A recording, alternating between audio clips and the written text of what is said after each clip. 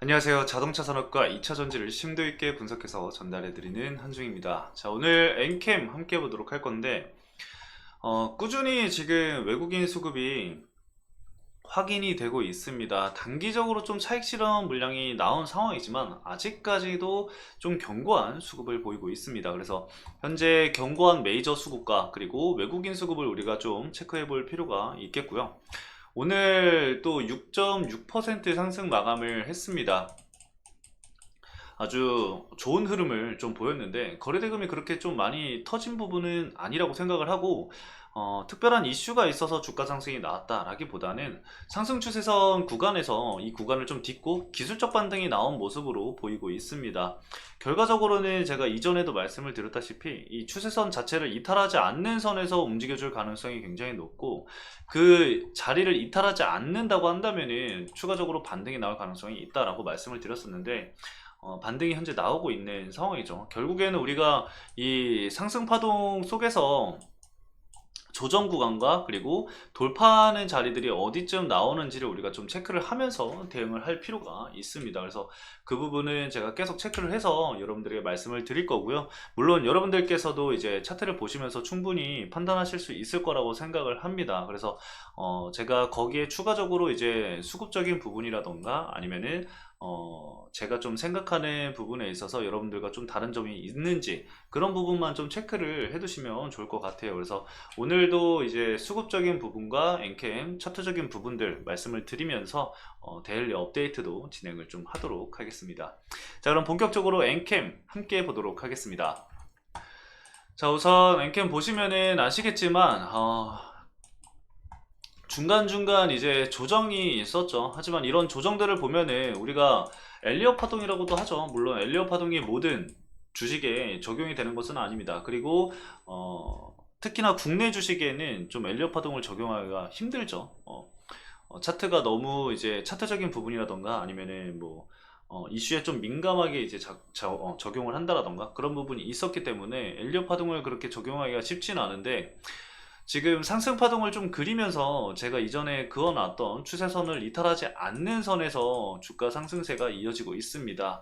최근에도 제가 영상 촬영을 하면서 말씀을 드렸겠지만 이 추세선을 그어드리면서 해당 구간을 지켜주면서 반등이 나올 가능성이 높다, 아니면은 이 해당 라인을 지켜주면서 반등해주는 게 가장 베스트다라고 좀 말씀을 드렸었습니다. 그래서 추세선 자체를 이탈하지 않은 상태에서 저점을 좀 높여가는 그런 흐름들을 보여주고 있는 상황이죠. 그래서 결과적으로 만약에 추가적인 이슈가 없고 이제 뭐 시장에서 뭐 부정적인 이슈라던가 아니면은 시장이 조정받는 게 아닌 이상 추세를 좀 지켜주면서 위에 물량들을 좀 소화해 나갈 것으로 좀 판단이 되고 있습니다. 그래서 과거에 이제 돌파하기 좀 힘들었었던 라인들이라던가 아니면은 이전에 이제 좀 지켜줬었던 구간들을 체크를 해두면서 그 라인들 내에서 주가 움직임이 어떻게 이루어지는지를 이제는 계속해서 지켜볼 필요가 있겠죠. 그래서 계속해서 이 단기적으로 박스권을 좀 형성을 해주는지 아니면은 파동을 좀 그려주는지를 우리가 체크를 좀 해볼 필요가 있겠습니다. 거래대금도 그렇게 크게 터진 모습은 아니지만 현 시점에서는 오히려 거래대금이 터져서 주가 상승이 지금 당장은 나오기보다는 일부 거래대금 없이 좀 이렇게 회복세를 보이면서 상승을 하다가 중요하게 뚫어줘야 하는 이런 저항대 구간에서 거래대금을 동반한 상승이 나와준다라고 한다면은 긍정적으로 좀 해석할 수 있는 부분들이 나오지 않을까 생각이 들고 있습니다. 그래서 그런 부분들을 여러분들도 함께 보시는 게 좋을 것 같고, 외국인 수급에 대해서 제가 말씀을 드렸었는데 이거는 제가 지난 시간에서도 말씀을 드렸고 과거에서도 말씀을 드렸습니다. 좀 우리가 집중적으로 체크를 해봐야 될 부분이 뭐냐면은 삼성증권 쪽 물량을 이전부터 제가 말씀을 드렸죠. 주가 상승을 견인해왔던 주축, 즉 메이저 수급 중에 하나다라고 말씀을 드렸어요. 과거에는 이제 뭐 미래에셋도 그렇고 뭐 여러 개인 투자자들이 이제 많은 물량을 좀 보유를 하고 있었는데, 삼성증권 같은 경우는 과거에서부터 계속해서 꾸준히 좀 매수세를 유입을 하고 있는 상황이고, 외국계 증권사 쪽에서도 꾸준히 매수세를 좀 유입을 하고 있는 상황입니다. 그래서 과거 제가 23년도 9월부터 좀 기준을 잡고 좀 말씀을 드려보면은 주가가 좀 조정이 나오는 시점이었거든요. 이 시점부터 매수 물량이 좀 꾸준히 들어왔던 부분들, 그리고 11월 달 본격적으로 좀 상승을 하기 시작했었던 11월 달부터 또 체크를 해보면은 삼성증권과 외국인 수급들이 계속해서 유입이 되고 있는 것을 우리가 확인을 좀 할 수가 있습니다. 그래서 그런 부분들을 좀 판단을 해봤을 때 우리가 중요하게 봐야 될 부분들이 바로 이 수급들이라는 겁니다. 왜 이 수급들이냐면은 얘네들이 주가를 견인을 한 만큼 엑시트를 하는 시점도 분명히 있을 겁니다. 그 엑시트를 하는 시점에서 어, 매도 물량이 나오게 되면은 사실상 가장 많은 물량들을 보유를 하고 있는 곳들이기 때문에 이쪽에서 엑시트를 진행을 하게 되면 너무나도 당연하게 어떤 현상이 일어날까요? 바로 이 하방 압력이 굉장히 크게 가해지겠죠. 그렇게 되면은 조정에 대한 이런 부담이라던가 그런 부분들이 분명하게 생길 수밖에 없고, 그렇게 되면은 조정이 나오고 그러다 보면은 우리가 지켜줘야 할 자리들을 이탈을 하는 경우가 나오기 때문에 이런 시점에서 어떤 게 나오냐면은 개인 투자자들의 투매 물량이 또 나오겠죠.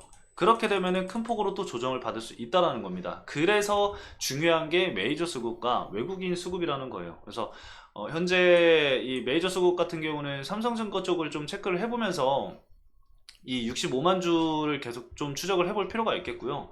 모건 스탠리와 그리고 UBS 증권, 그리고 JP 모건 서울과 그리고 골드만삭스를 좀 체크를 하면서 이 매수 물량들이 좀 늘어나는지를 좀 체크를 해봐야 될 것 같아요. 그래서 공통적으로 좀 보려고 하면은 저희가 기간을 딱 잡고 보는 게 좋으니까 앞으로는 2023년 11월 1일 기준으로 해서 좀 체크를 계속해서 하는 게 좋을 것 같습니다. 그래서 변동되는 순위와 그리고 순매수세가 늘어나는지 아니면은 축소가 되는지 그런 부분들을 지켜볼 필요가 분명하게 존재하겠죠. 그래서 최종적으로 우리가 뭐 최근까지 순매수세를 뭐 합친다던가 이런 부분들을 봤을 때도 뭐 개인들의 물량이 어느 정도 지금 더 많긴 하지만 그래도 이 외국인 쪽 자금들을 더 체크해 볼 필요가 있다라고 좀 말씀을 드리고 싶어요. 물론 이게 뭐 정말 뭐 머리 색깔이 다르고 눈 색깔이 다른 외국인 계좌일지 아니면 검은 머리 외국인일지 그거는 알 수는 없습니다. 그 정도의 이 출처 자체는 알 수는 없겠지만 중요한 거는 그거죠. 주가를 견인한 수급들이라는 게 사실 중요한 겁니다. 그 수급들을 우리가 체크를 하고 이 모건 스탠리라던가 UBS 증권 사실 이 두 개만 합쳐도 지금 거의 55만 주, 56만 주, 뭐 거의 60만 주 가까이 되는 물량들이기 때문에 얘네들이 이제 엑시트를 진행을 하게 되거나 아니면은 거기에 삼성증권도 같이 엑시트를 진행을 하게 되면은 매도 물량 나올 수 있는 것만 해도 120만 주거든요. 그렇게 되면은 사실 시장에서는 부담이 될 수밖에 없고 악재로 판단할 수밖에 없다라는 거예요. 투자자들 입장에서도 계속해서 매수세를 넣어놓고 그리고 주가를 견인해 온 수급인데 그 수급의 주체들이 매도를 진행을 하게 되면은 너무나도 당연하게 이 하방 압력은 가해질 수밖에 없다라는 거죠. 그래서 그런 부분들을 우리가 좀 조심해 볼 필요가 있다 정도로 좀 말씀을 드릴 수가 있을 것 같고, 현재 엔캠이 북미에서 이제 전액을 계속해서 공급을 하고 있습니다. 글로벌 기업들한테. 지금 중국 쪽에서 이제 북미 진출이 안 되기 때문에 그 점유율을 야금야금 이 엔캠이 지금 다 흡수를 하려고 하는 모습들을 보여주고 있는 상황이고, 캐파 증설을 계속해서 진행을 함에 따라서 글로벌 1위까지도 현재 노리고 있는 상황이기 때문에 앞으로의 성장세도 우리가 기대는 해볼 수 있다라는 겁니다. 제가 옛날에 이제 그 창신신소재였나요? 그 중국 1위 그 전에 기업이 지금 이름이 정확하게 기억이 안 나는데 아마 창신신소재였던 것 같아요. 그 중국 1위 기업의 밸류를 엔캠에 이제 대입을 했을 때 그때의 주가가 정말 어마어마했습니다. 영업이익도 그렇고 그런 부분들을 적용을 했을 때 적정 주가를 제가 구한 영상이 있거든요, 여러분들. 뭐 궁금하신 분들은 저희 대기업에서 엔캠 적정 주가 검색을 하시면은 나오실 겁니다. 그래서 제가 두 가지를 이제 적정 주가를 대입을 해서 했었는데, 첫 번째는 이제 밸류를 좀 낮춰서 구했습니다. 그때는 20만원 후반 정도로 말씀을 드렸었던 것 같아요. 그리고 두 번째로는 이제 중국 현재 글로벌 1위 기업의 밸류를 고점, 이 한창 잘 나갔을 때 고점에 어느 정도의 밸류를 적용을 했었는지 그걸 가지고 와서 엔캠에 적용을 했더니 좀 상당한 이 금액이 나왔습니다. 그래서 그 이야기를 좀 말씀을 드렸고요. 그거를 좀 체크를 해주시면 좋을 것 같아요. 그래서 여러분들이 판단 하에 그런 분들을 반영을 하면 될 것 같고요. 아무튼 앞으로 북미 쪽에 이제 새롭게 가동이 될 공장들이 아직 많이 남아 있습니다. 제가 잠깐 좀 보여드리면은, 물론 제가 보여드리는 이 곳에 전부 다 납품을 한다는 것은 아닙니다. 다만 이 정도의 이 공장이 이제 가동이 준비가 되어 있다, 가동될 예정이다 라고만 보시면 될 것 같아요. LG 에너지 솔루션 같은 경우도 이제 독자로 이제 진행하는 공장들이라던가 뭐 25년도 예정이 되어 있는 부분들, 그리고 얼티엄셀 3공장, 그리고 뭐 스텔란티스와의 합작 공장, 그리고 혼다와의 합작 공장, 뭐 현대차 그룹과의 합작 공장, 뭐 이런 부분들이 굉장히 많고요. 삼성 SDI 같은 경우도 이제 스텔란티스와 합작 공장이 이제 조기 가동을 진행을 하게 되는데, 원래는 이제 25년도 1월을 얘기를 했었거든요. 근데 24년도 11월 달에 이제 조기 가동이 예정이 되어 있는 상황이고, GM이랑 이제 합작 공장도 2026년도에 진행이 될 예정이고, 그리고 SK온 같은 경우도 2025년도, 2026년도에 예정이 되어 있는 이 합작 공장만 현재 4개가 있습니다. 포드와 그리고 현대차와의 이 합작 공장인데, 이런 부분들을 감안했을 때 엔캠의 성장 속도는 굉장히 가파르게 이루어질 것으로 현재 예상이 되고 있습니다. 그래서 그런 부분들이 현재 주가에 반영이 되고 있는 부분이기 때문에 이 부분에 있어서 우리가 좀 지켜보면서 뭔가 변수가 생기는지를 좀 지켜봐야 될 것 같아요.